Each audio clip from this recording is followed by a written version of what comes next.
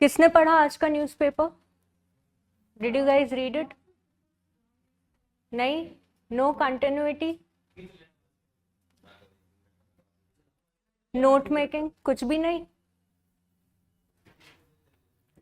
You know what, prelims आने वाला है, जो लोग सीरियसली अटेम्प्ट देना चाह रहे हैं, till March don't skip newspaper.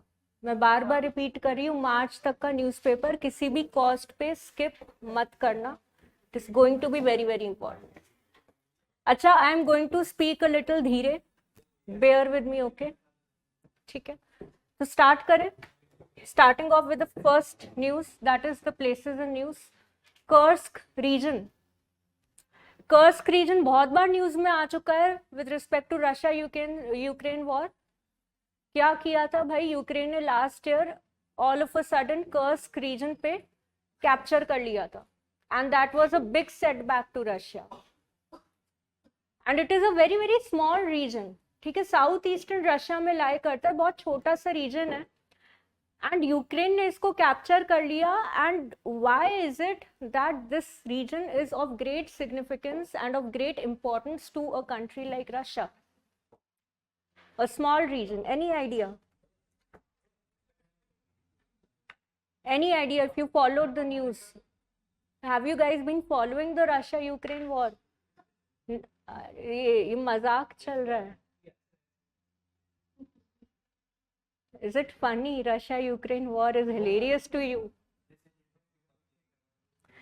So basically south western region में ये जो छोटा सा ओब्लास्ट है, ओब्लास्ट बेसिकली जितने छोटे स्मॉल विलेज टाइप के रीजन्स होते हैं रशिया में, उनको ओब्लास्ट का नाम दे दिया जाता है। Alright, so there are a collective of certain regions in the southwestern part of Russia that are very very rich, that are very fertile. तो यहाँ पे एक रिच फर्टाइल प्रकार का ब्लैक सॉइल पाया जाता है, that gives it of great, that provides it great significance with respect to agriculture खासकर, ठीक है? तो इस एस्पेक्ट में तो ये रशिया के लिए सिग्निफिकेंट है ही। Other than that, there is a line, that there is a imaginary geographical line going between this region, जो कि एक फर्टाइल यूरेशियन स्टेपेस को और ड्राईलैंड को सेपरेट करती है, ठीक है? तो what we can say is कि ये यूरेशियन स्टेपेस के लिए बहुत इंपॉर्टेंट है, रशिया के one of the most fertile regions में ये काउंट होता है। ऑलराइट, तो यहाँ पे एक ऑफेंसिव रशियन ट्रूप्स ने फिर से लॉन्च किया है to regain their control over the Kursk region, right? और यहाँ पे जो name, it is derived from the river Kur river से। अच्छा, इंपॉर्टेंट रिवर्स आपको याद है रशिया के? की रिवर कौन सा है? What is the main river system of Russia? Volga. Map work. Do you guys follow the map? Have you guys got your atlas? आप लोग atlas लाए हो? निकालो।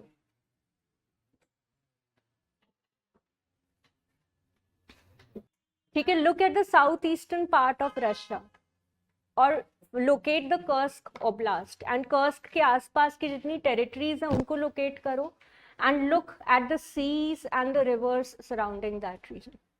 ठीक है, ये बहुत फेमस जगह है हिस्टोरिकली भी। अगर आप लोग वर्ल्ड हिस्ट्री पढ़ोगे तो वर्ल्ड वॉर 2 में भी ये रीजन बहुत बार हाईलाइट में आया है। That is known as the battle of Kursk.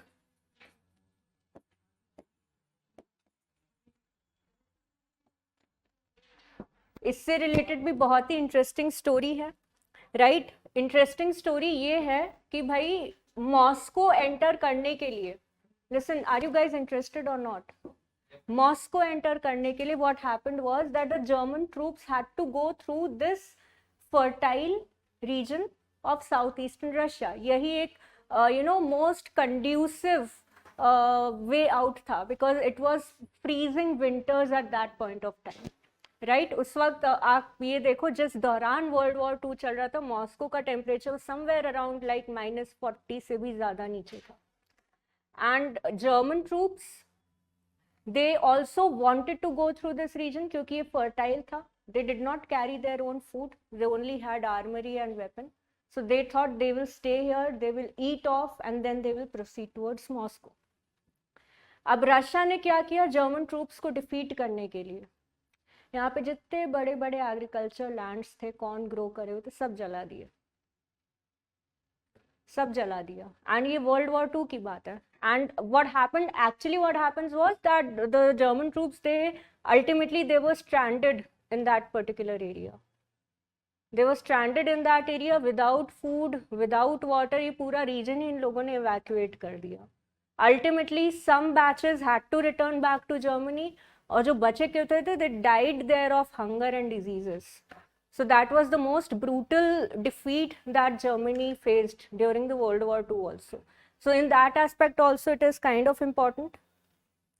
इसका जो दूसरा एस्पेक्ट है, other than an agriculturally rich region, ये machine building, right, food processing, electronics का एक सेंट्रल रीजन बन गया है with respect to Russia. And economically, strategically it is important also because यहाँ पे अगर आप देखो map, okay, the map is not included, let me just show you on Google. What is the Black Earth region all about?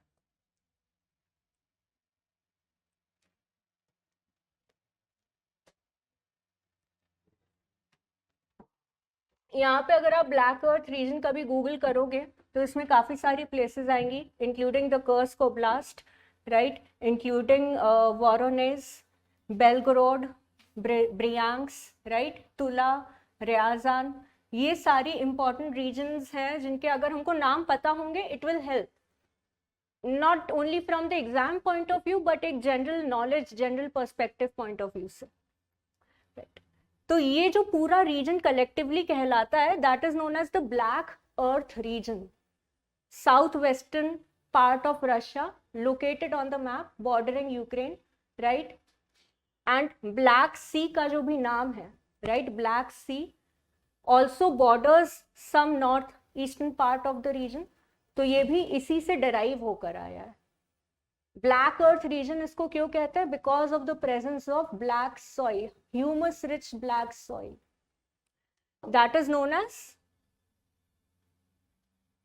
चर्नोजीम कुछ ऐसे ही करके नाम है, right. This is exactly the name of the black soil that is found है। ठीक है, यहाँ पे Don, Volga and some local rivers like the Kur river you can see over there, right. आप वहाँ पे उसको अच्छे से लोकेट कर लोगे। So that is the main, that is you know the main significance of this particular region. तो it has been in news, region being Russia ने फिर से एक डिफेंसिव जो है वो लॉन्च किया है। ठीक है, हिस्टोरिकली भी ये काफ़ी ज़्यादा इम्पॉर्टेंट है क्योंकि काफ़ी सारे वॉर्स एंड रीजन्स को कैप्चर करने के लिए पहले भी हो चुके हैं, okay, not just after the onset of Russia Ukraine war, right. यहाँ पे काफ़ी पुराने what you can say local forest are present there, right, black earth virgin forest जिनको हम लोग सेक्रेड ग्रूव्स कहते हैं, ऐसे फॉरेस्ट जहाँ पे अभी तक ह्यूमन एक्टिविटी हुई ही नहीं है। Till now no human activity has taken place. Millions and millions of years तक वो intact ऐसे के ऐसे ही है, right? तो ये जो हमारे यूरेशियन स्टेपेज हैं, Eurasian steppes vast stretch of territory divided in different sections, तो ये far east section of Eurasian steppes हम लोग इसको कैटेगराइज कर सकते हैं।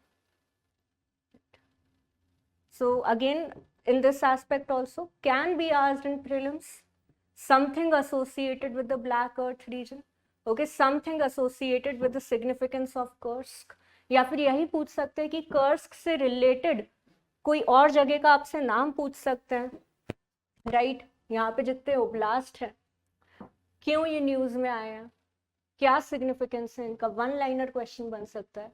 सो इन दैट एस्पेक्ट प्रीलिम्स के एस्पेक्ट से भी इंपॉर्टेंट है, मेंस के एस्पेक्ट से भी you can talk about you know physical geography, black earth region, Eurasian steppes का सिग्निफिकेंस, ब्लैक सॉइल का presence and all of that, okay. Another thing, Black Sea has also derived its name क्योंकि ये black earth region से border पे lie करता है।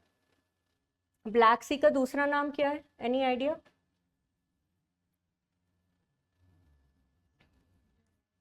Black Sea is also known as Euxine Sea.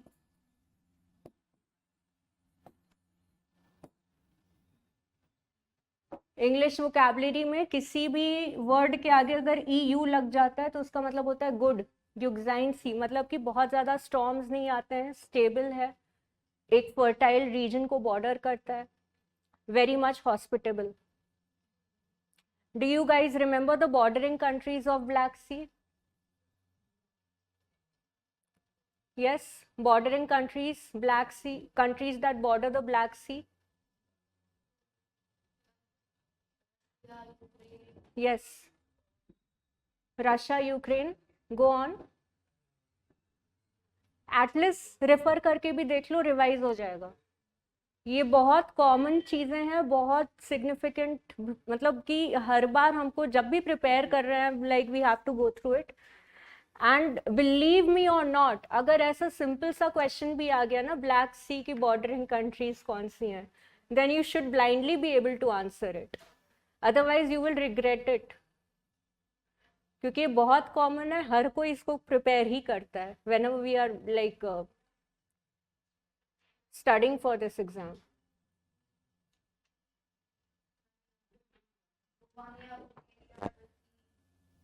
Yes,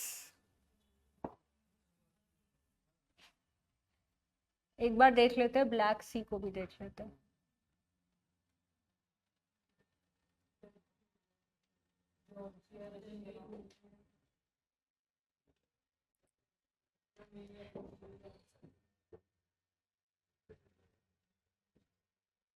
भाई ये जो ब्लैक सी है आपका, यहाँ पे कुछ कुछ इंपॉर्टेंट चीजें आप और नोट कर लो रिलेटेड टू ब्लैक सी। ठीक है, as you can see it is like bordering some of the important regions of the black earth soil, right, getting its name the Black Sea, one thing। ठीक है, sea of Azov इसका जो है north eastern branch है, that connects Ukraine and Russia. Another important aspect that you should know is कि Black Sea, how is the Black Sea connected with the Mediterranean Sea?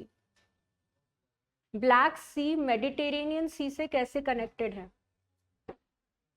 तो कुछ important landmark places and landmark straits जिनको आपको याद रखने की जरूरत है, right? That is the Sea of Marmara.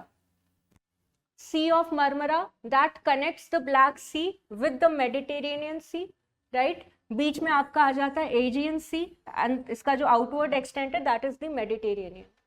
ठीक है, सी ऑफ मरमरा में basically you have two important, sea of Marmara में you have two straits, right, Dardanelles and Bosporus.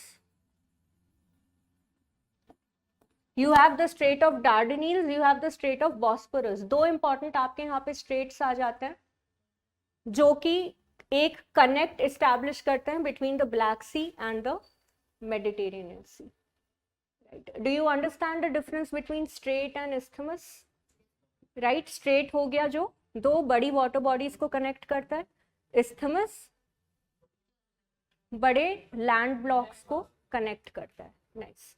अच्छा, Mediterranean Sea is connected to the Atlantic Ocean via which strait? कौन सा strait आता है? Gibraltar. Very nice.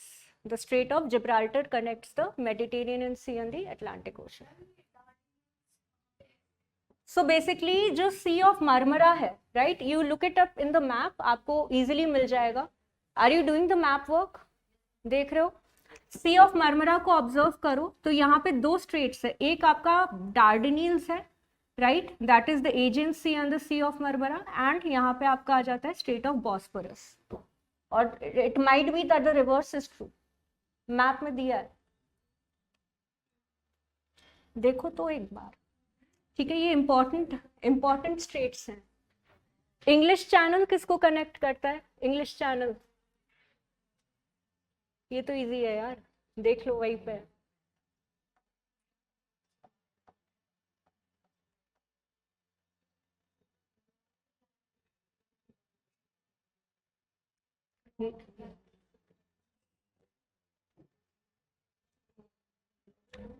Were you guys able to locate Bosporus and Dardanelles?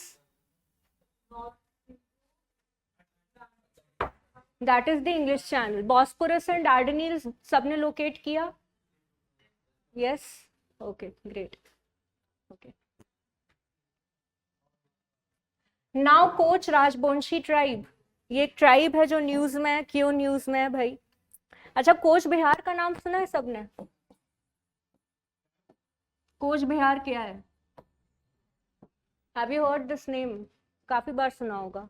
अभी इसका anglicised अंग्रेजी spelling इसकी कुछ और है, बट ये काफी पुराना, काफी टाइम से एसोसिएटेड है. Where does it come from?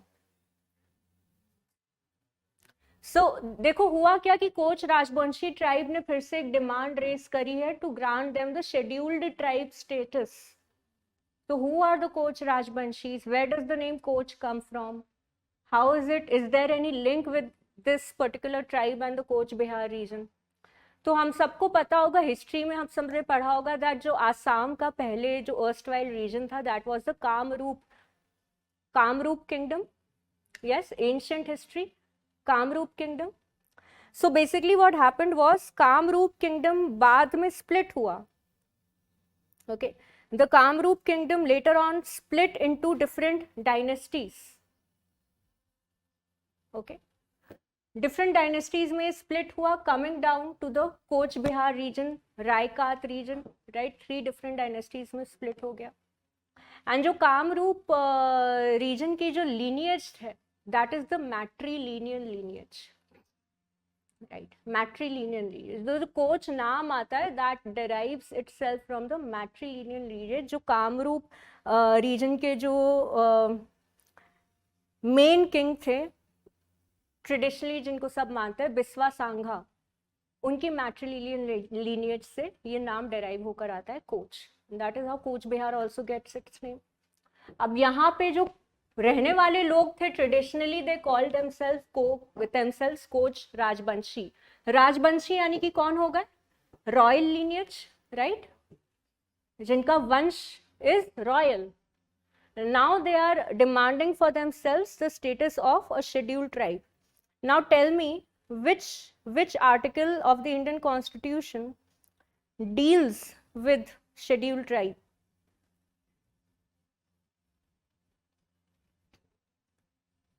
ठीक है, तो इनको अलग अलग स्टेट्स में, जैसे आसाम में इनको ओबीसी स्टेटस दिया हुआ है. What we can say, West Bengal में they have the scheduled caste status. Meghalaya में they have the scheduled tribe status.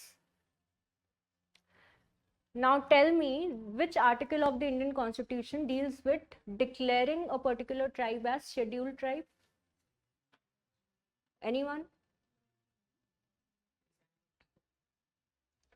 Article 342? Is it?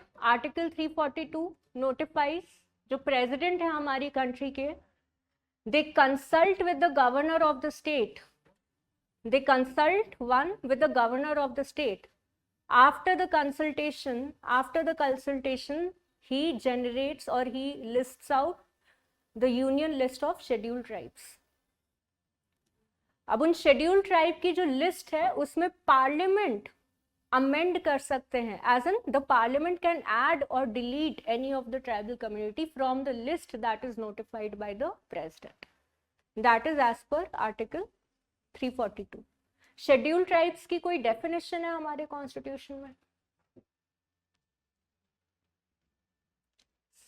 What? तो भाई आर्टिकल 366 कोई स्पेसिफिक डेफिनेशन नहीं है. There is no specific definition, but the only thing is that article 366 notifies that all the tribes mentioned under article 342 by the President of India after consultation with the governor are listed to be the scheduled tribes of our country. Third question, एक state में अगर कोई community को scheduled tribe का status दिया है, are they also considered as a scheduled tribe in another state? Koch Rajbanshi को for example Meghalaya में शेड्यूल्ड ट्राइब का स्टेटस दिया है, will they be considered as a scheduled tribe in any other state? No, right? Why? Particular state के governor से consult करके वहीं के स्टेट के लिए उनको शेड्यूल ट्राइब का स्टेटस मिलता है. They will not be considered as a scheduled tribe in any other state. Now, yes,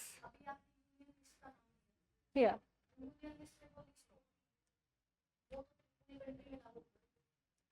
नहीं, देखो one thing, union list president schedule tribe का लिस्ट इशू कर रहा है, राइट, बट सुओ मोटो नहीं कर रहा है. They are doing it after consulting with the governor of a state. यहाँ पे स्टेट इन्वॉल्व्ड है. अगर without consulting the governor of the state, then yes, might have been a possibility. But abhi, without consulting the governor of the state, the president suo moto cannot add a category or a tribal community to the list of scheduled tribe. Same is applicable, for that matter, same is applicable to the scheduled castes, same is applicable to the what OBC community as well.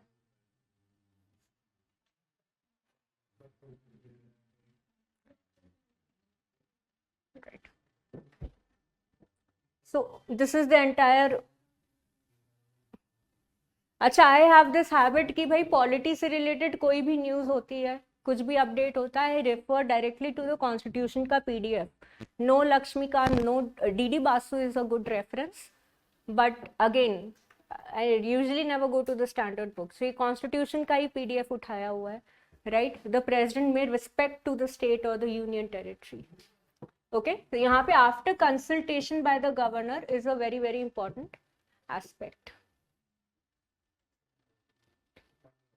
Okay, यहाँ पे इसका second clause क्या कह रहा है? The parliament by law include और exclude from the list. ठीक है, parliament can issue any law, take any legislative action and add और delete from this list any tribal community via और नोटिफिकेशन. ठीक है, गैजेट ऑफ इंडिया में या तो नोटिफिकेशन पब्लिश होगा या फिर पूरा पूरा लॉ एनैक्ट हो जाएगा. So that is the exact provision that we have. दूसरा important aspect that has been in news is with respect to preventive detention. हाँ भाई, क्या होता है? What is preventive detention?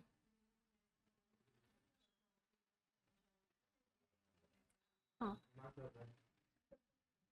when you arrest someone,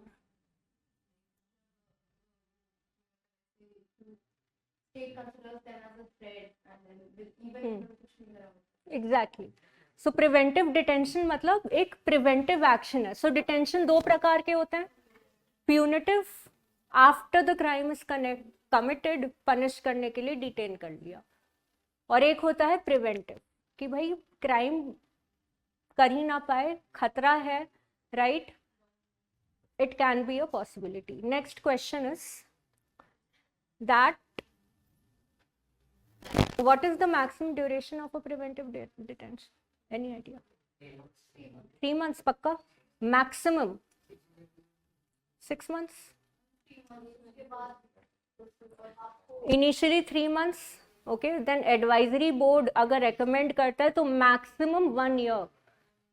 3 months, 6 months, maximum 1 year. After advisory board or the parliament considers it as very very necessary to keep the person detained.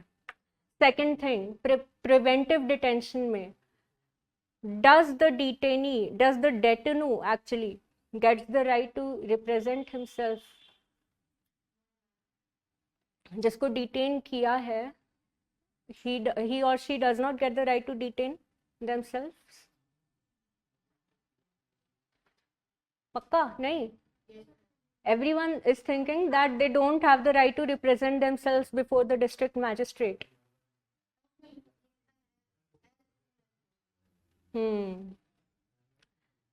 Another thing, जिसको detain कर रहे हैं under preventive detention, do we give them any grounds of information? Why are we detaining them? As soon as possible. सो देखो, usually the rule goes कि 3 month से ज़्यादा preventive detention हम लोग एक्सटेंड नहीं कर सकते हैं.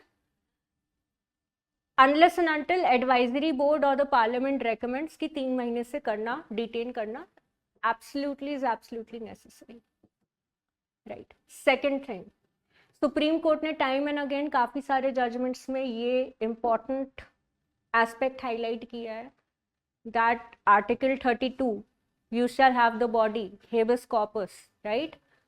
Article 14, 19 and 21 इन राइट्स को प्रोटेक्ट करना इज द प्रायोरिटी, एंड उस हिसाब से प्रिवेंटिव डिटेंशन से रिलेटेड जो लॉज हैं that have been modified time and again via various judgments of the supreme Court, ठीक है। तो जो पूरा आपका आर्टिकल 22 है उसमें 6 से 7 कम से कम ऐसे क्लॉजेस ऐसे दिए हुए हैं where it has been made of utmost importance that we are protecting the personal liberty and rights of the individual. तो यहाँ पे we can not say that okay a person जिसको हम लोग प्रिवेंटिव डिटेंशन के अंदर ले रहे हैं, ठीक है, वो विदाउट ट्रायल या फिर without any right to represent we are detaining a person. Okay, of course they have the right to represent themselves, and one thing, second thing is कि they also have in their rights to get notified. Why? Notified of the on the grounds of detention.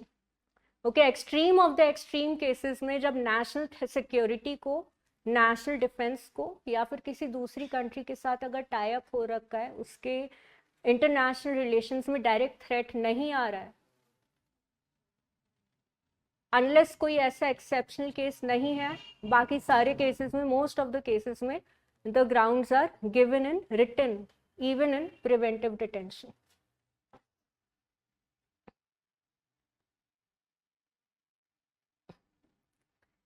ठीक है, 3 महीने के बाद confirmation लेना absolutely is mandatory via the advisory board, right? Clause 2 यही कह रहा है कि it must है to furnish the grounds for detention.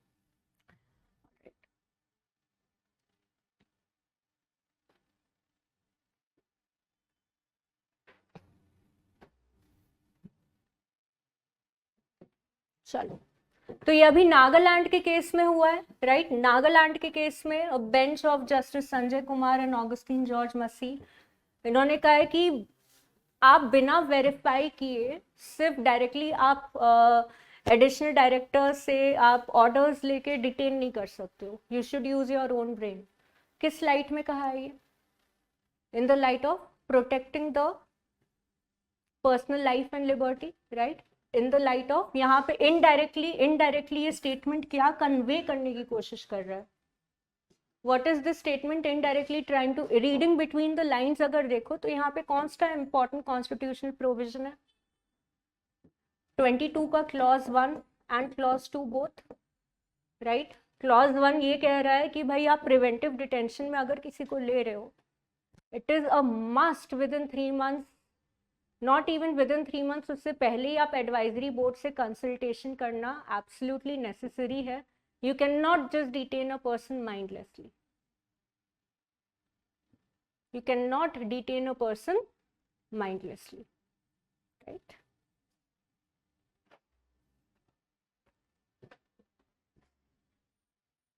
Important legal provisions, we all know, we have the MISA, we have the POTA, important acts. What is POTA? Prevention of terrorist activities, right?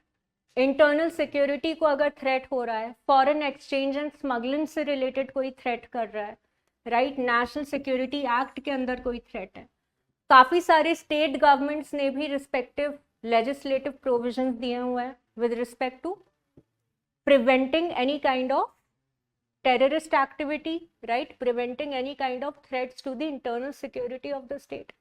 So these are certain legislative provisions जिनके under state या फिर the center can act upon preventive detention. Even narcotics drug control bureau, okay, जितने भी आपके psychotropic and narcotics control act है, उसके under भी you can go ahead with preventive detention. Okay, तो लेजिस्लेटिव काफी सारे लेजिस्लेशंस ऐसे हैं जो एनेबल करते हैं पार्लियामेंट को, but again we have the checks and balances, okay, again we have the supreme court as being, यहाँ पे क्या आ जाता है, despite the parliamentary legislations, despite the parliamentary enablers, we have a check of the judiciary, right? दूसरा very interesting, Vanuatu Island have been in news.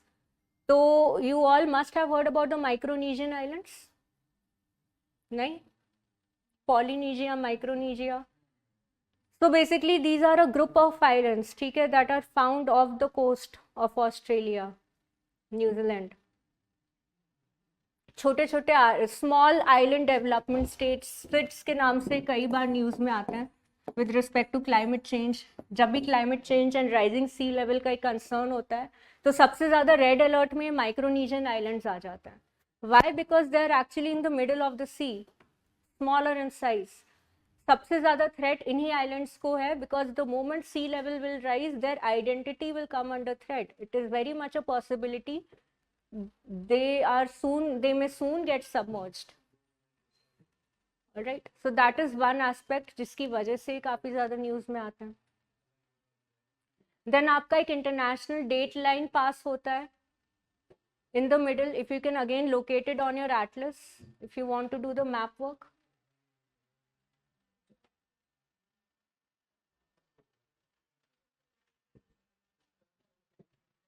ठीक है, तो south pacific ocean में you have a group of islands known as the Micronesian islands.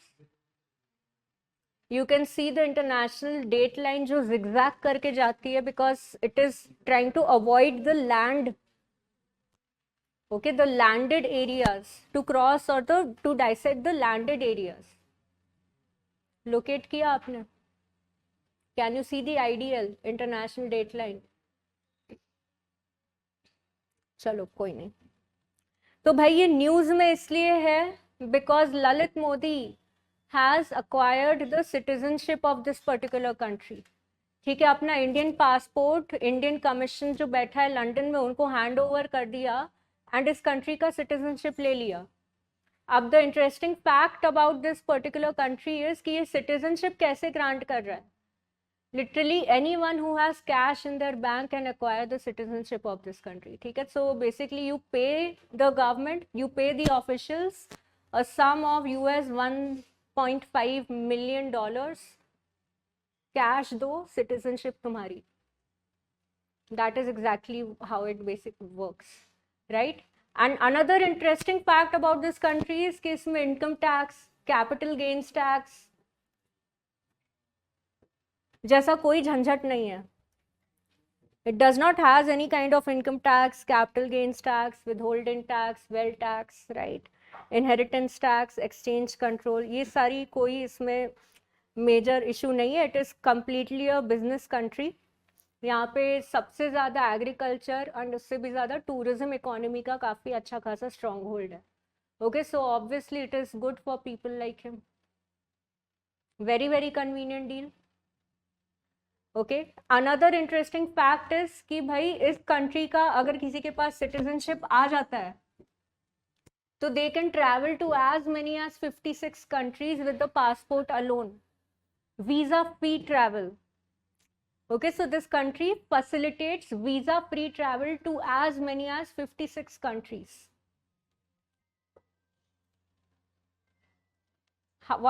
what implication does it hold for us, India? हमारी country के, हमारी sovereignty के अंदर who is Lalit Modi? He still a fugitive, economic offender है.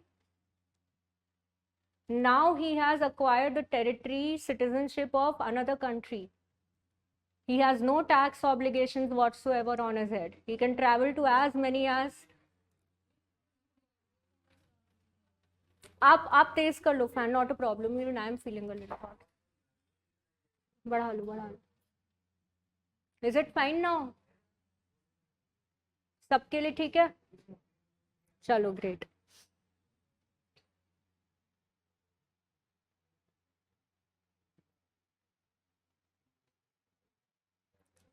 ठीक है, यहाँ पे active volcano mount Yasur. Mount Yasur happens to be an active volcano in this region, right?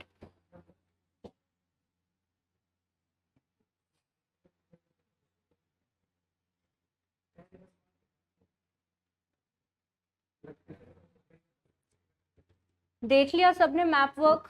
Have you guys done the map work? No? Now tell me you didn't tell. What implication does it has for India? Now Lalit Modi has acquired the citizenship of this country.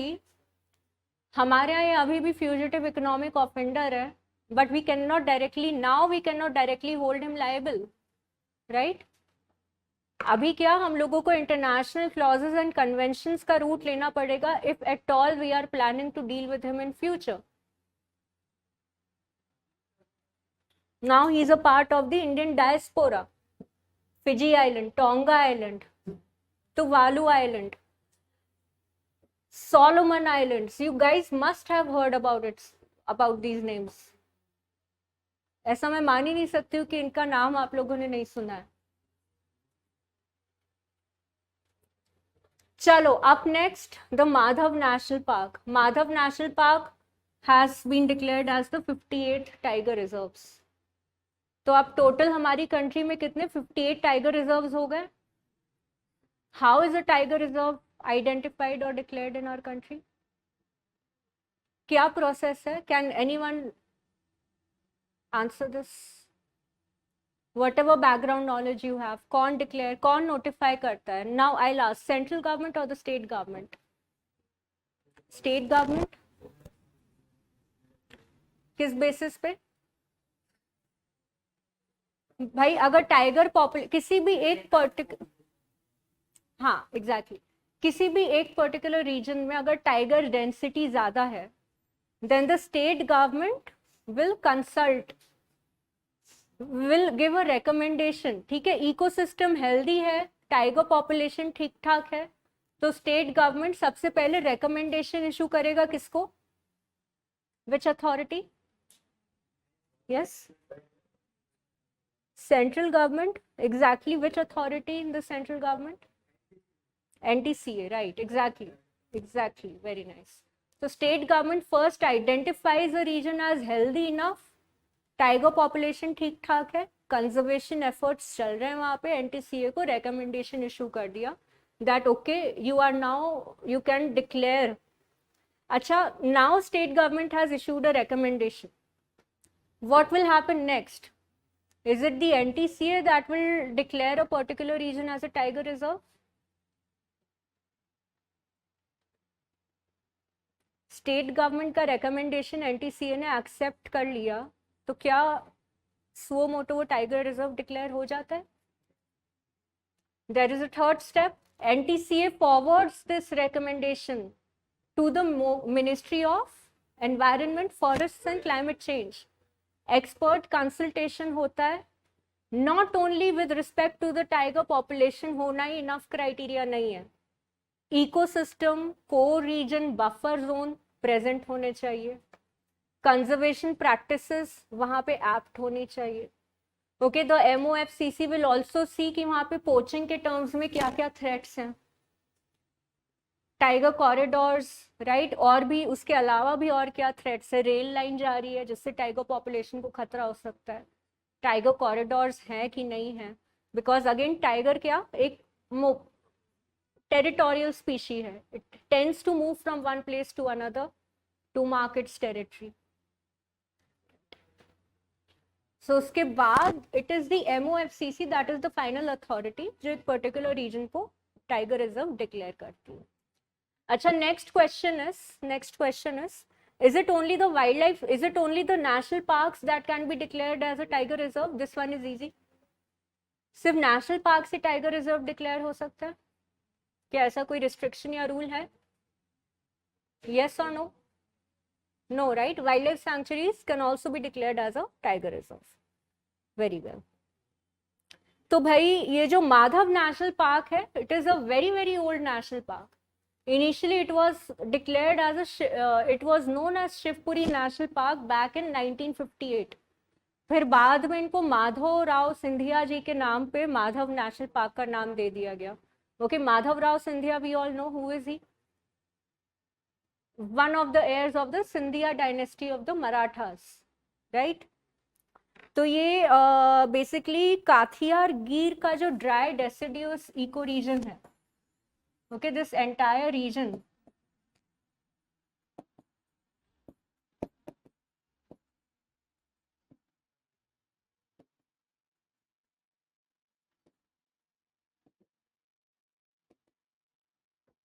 काथियार Gir dry deciduous eco reason को ये पूरा area belong करता है, right?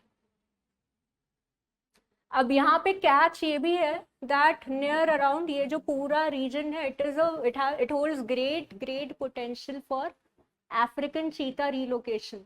अगर आप फिर से map work देखोगे, कूनो पालपुर, अगर आप Kuno Palpur national park locate करोगे, यू विल ऑल्सो सी यहाँ पे कूनो भी है, ग्वालियर भी है, दातिया भी है, राइट? कूनो के साथ adjoining you also have the Ganga Sagar wild life sanctuary. Future में जितने भी नामीबियन चीताज हैं उनको Ganga Sagar wild life sanctuary में भी रिलोकेट किया जाएगा। एंड एडजॉइनिंग रीजन्स में you have abundant tiger population as well. So what do you understand with this? This is a tropical dry deciduous grassland ecosystem. Grassland भी है and dry deciduous forest ecosystem भी है. Highly conducive to cheetah relocation program. And also it may be a possibility कि Asiatic lions को भी इस region में relocate किया जाए. ठीक है, तो ये काथियार गिर का एक eco region network what we can say can be created. That is actually a huge grassland and tropical dry deciduous forest region that is very very suitable for cheetah, lion and the big cat species overall. ठीक है, बहुत important है ये exam point of view से, ये places आप note down कर लो, any one of the place can be asked.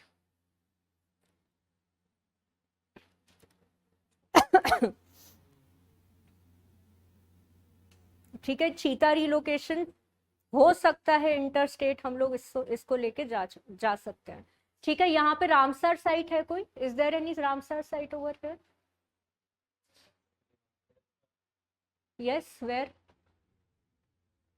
So basically यहाँ पे क्या है आपका साख्या सागर. ठीक है, Sakhya Sagar has been declared as the Ramsar site over here in 2022 itself.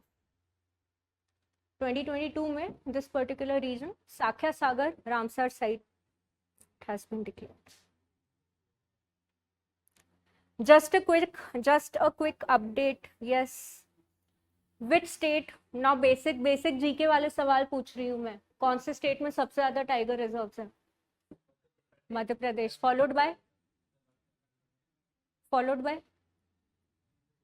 कोई बात नहीं, महाराष्ट्र. मध्य प्रदेश, कर्नाटका, महाराष्ट्र.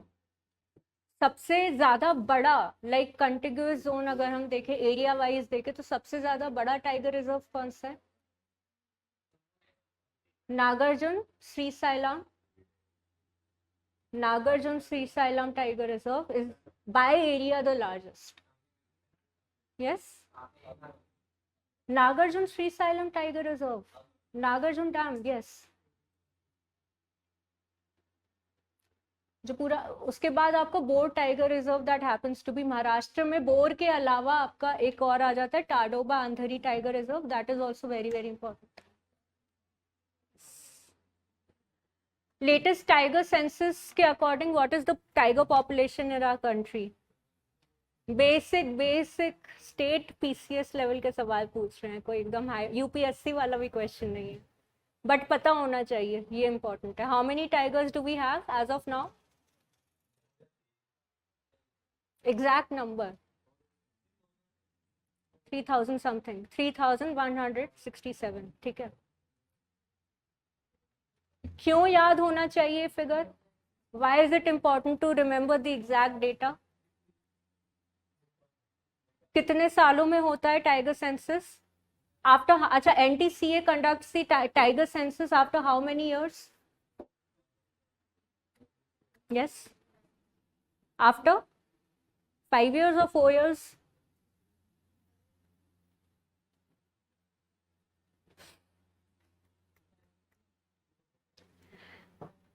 चलो कोई बात नहीं. After every 4 years, NTCA conducts its tiger census, right? Right.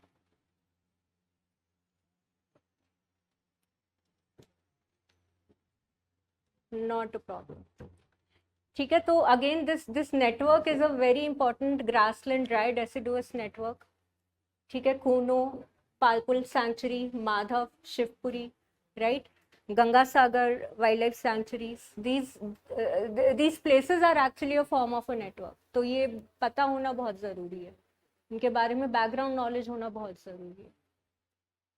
ठीक है, यहाँ पे एक बहुत ही इंपॉर्टेंट रिवर इंटरलिंक प्रोजेक्ट भी है on the border of Uttar Pradesh and Madhya Pradesh, that is Ken Betwa, Bundelkhand region.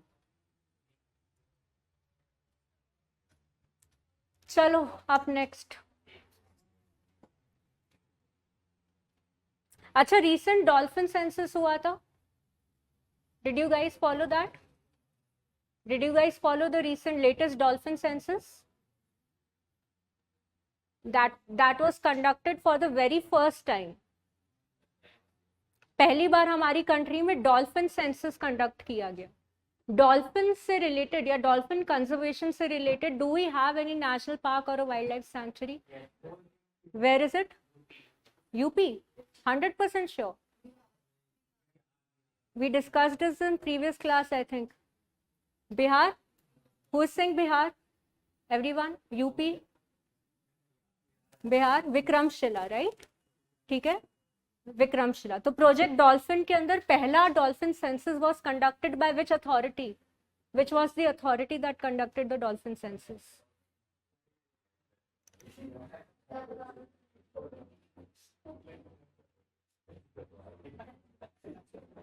What happened?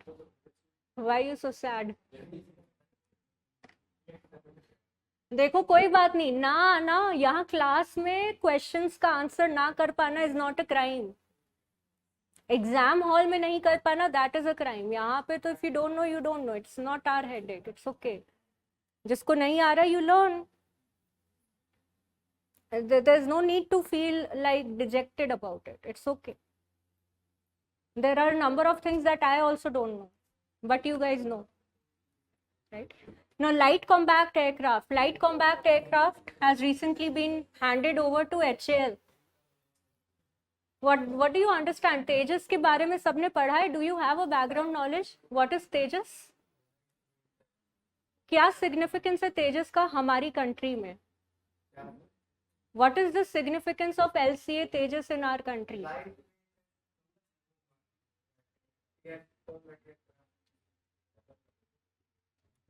अभी हमारे यहाँ सबसे जो majority of air fleet,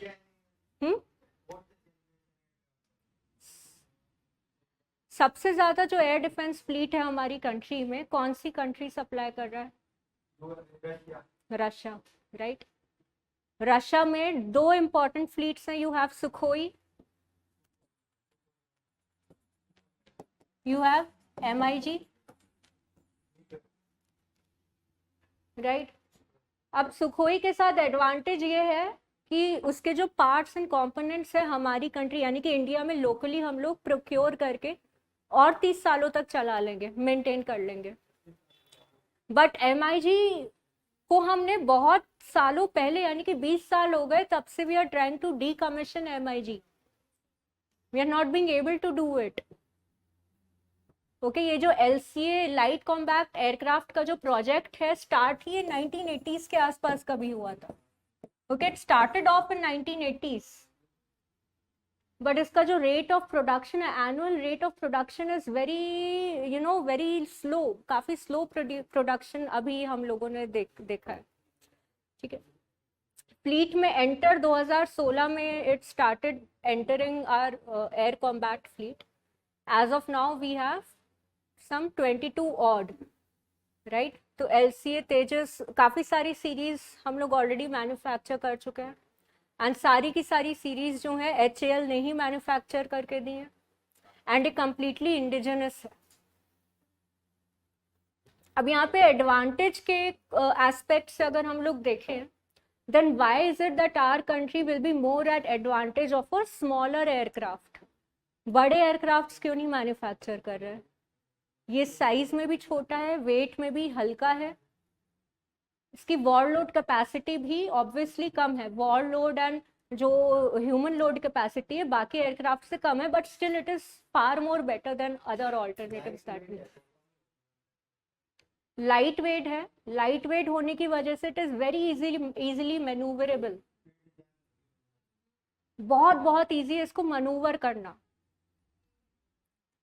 first thing. Second thing आ जाता है इसमें surprise element.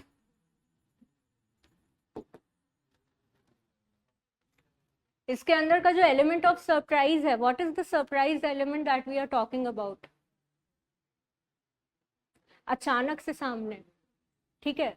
Usually what happens is that whenever two enemies are in an air combat, तो जो रेंज है, एनिमी का जो रेंज है, उसमें हमारा फाइटर जेट बहुत इजीली विजिबल नहीं होना चाहिए. तो अगर हमारे पास बड़ा एयरक्राफ्ट होता है, enemy can detect it from far of. For example MiG, Kargil war में हमने जितने भी MiG एयरक्राफ्ट यूज करे थे, they did not have that much of a success ratio. ठीक है. उसके बाद तो और भी ज्यादा हम लोगों ने अग्रेसिवली इसको और भी ज्यादा प्रमोट करने की कोशिश करी, because there were issues in the Kargil war. ठीक है. यहाँ पे हाई एल्टीट्यूड पे भी हैवी एयरक्राफ्ट को ले जाना बहुत मुश्किल होता है, उस एस्पेक्ट से भी इम्पोर्टेंट है. अब इसका एडवांटेज ये है कि भाई 6-7 किलोमीटर की दूरी तक ये एनिमी को दिखाई नहीं देगा. what will happen? अचानक से it will come, it will shoot and kill. तो इसका जो shoot and kill रेशियो है, that has 80% success rate. 80% success rate. Okay. तो जितने भी कॉम्बैट एयरक्राफ्ट देखोगे, not just in India but in other countries also, the thing with combat aircrafts is that they are smaller in size and lighter in weight. Visibility कम रहती है, range और radar में बहुत मुश्किल से आते हैं. शूट एंड किल का रेशियो, सक्सेस रेशियो इनका जबरदस्त होता है. तो एनिमी को ये अचानक से सरप्राइज करके they can attack and defeat. So in that aspect it is very useful, happens to be very useful.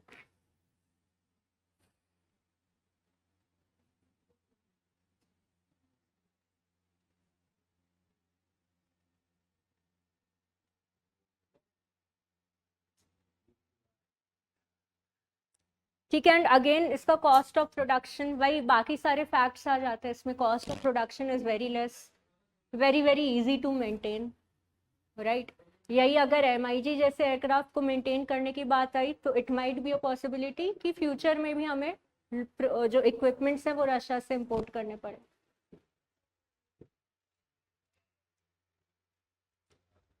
Last ICC championship, India जीत गई. किसने देखा मैच? सबने देखा. कितने सालों बाद जीते हम? 12 साल. कहाँ पे हुआ था match? Dubai international stadium. Which is the authority that conduct ICC, International Cricket Council, right? Now tell me, how many members ICC, how many members does ICC have? 50 member countries. 108 member countries है यार ICC. Member countries. International cricket championship trophy की नहीं, council की बात कर रहे हैं, international cricket council.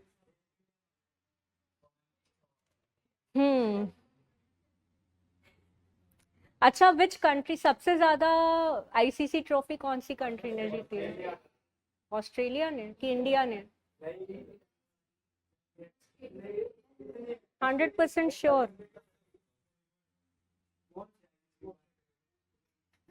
Champions trophy 2002.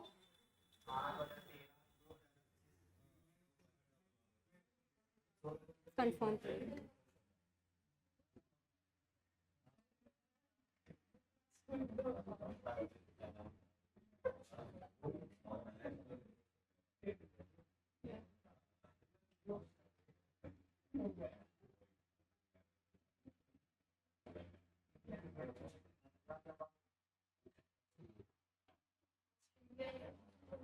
हाँ, you are right. Australia followed by India, followed by West Indies. India ने 3 बार, ऑस्ट्रेलिया 10 बार जीत चुका है. राइट.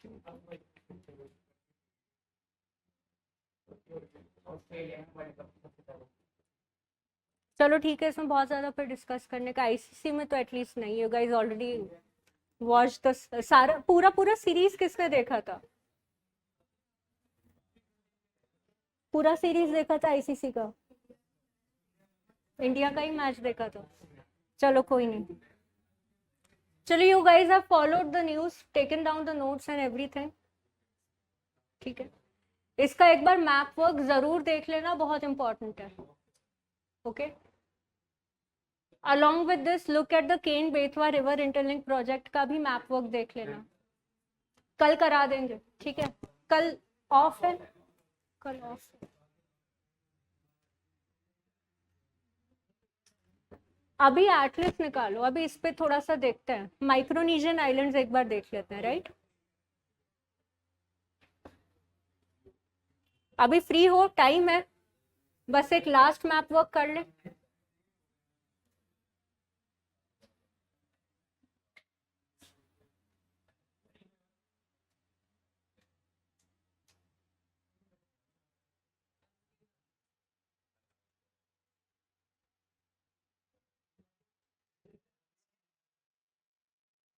देखो 3 ग्रुप है. एक Micronesia, Melanesia, Australasia and Polynesia. ठीक है, all of these groups of islands और archipelagos are in the south pacific ocean region. So these are the small group of archipelagos जो काफी बार historically इनका significance क्या है इंडिया के लिए? Huge Indian diaspora is there. Fiji Island, okay, Micronesian, खासकर इस जो मेलानेशिया एंड पॉलिनेशिया रीजन है, यहाँ पे इंडियन डायस्पोरा हमको काफी अच्छा खासा पॉपुलेशन यहाँ देखने को मिल जाता है. Like next to Caribbean, next में ये है. Right, often times these places comes in news, जैसे तुवालू आइलैंड हो गया. Right, Tuvalu Tonga. ठीक है. नाउ जैसे ललित मोदी ने अभी वुनातू आइलैंड का सिटीजनशिप ले लिया ललित मोदी ने, so he has now officially become a Melanesian.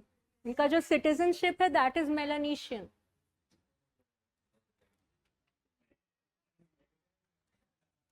यहाँ से if you see the international date line,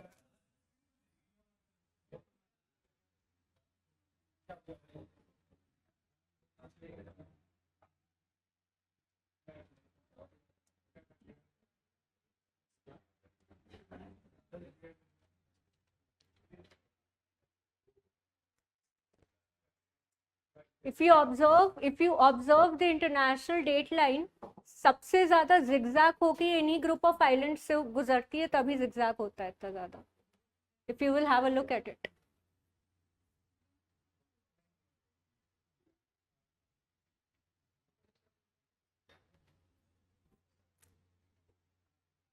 can anyone tell me why is the reason? ऐसा क्यों है कि international date line in islands पे जाके इतना ज्यादा कॉन्स्ट्रूड क्यों हो जाती है? Why is it not a straight line? Look at the Micronesian island and look at the international. ये प्राइम मेरिडियन हो गया, ये आपका इंटरनेशनल डेट लाइन हो गया. The moment IDL is passing through these groups of islands, it is not a straight line. Yes? Yes. The catch here is that international date line किसी भी land area को cross करके नहीं जाता. जो हम लोगों ने जोग्राफिकल लाइन बनाया हुआ है, like unlike the case with the prime meridian, ठीक है, लैंड है, ओशन है, doesn't care, it is a straight line. But international date line will never ever cross a land. It will only cross the water body. There is a reason behind it. Find it out why. खुद पहले find out करो, then we'll discuss. ऐसा क्यों है कि international date line से water body से ही गुजर के क्रॉस करती है? Why doesn't it cross any land? first thing. Second thing, have a look at the Polynesian and the Micronesian group of islands. All right, ठीक है, let's conclude the class now.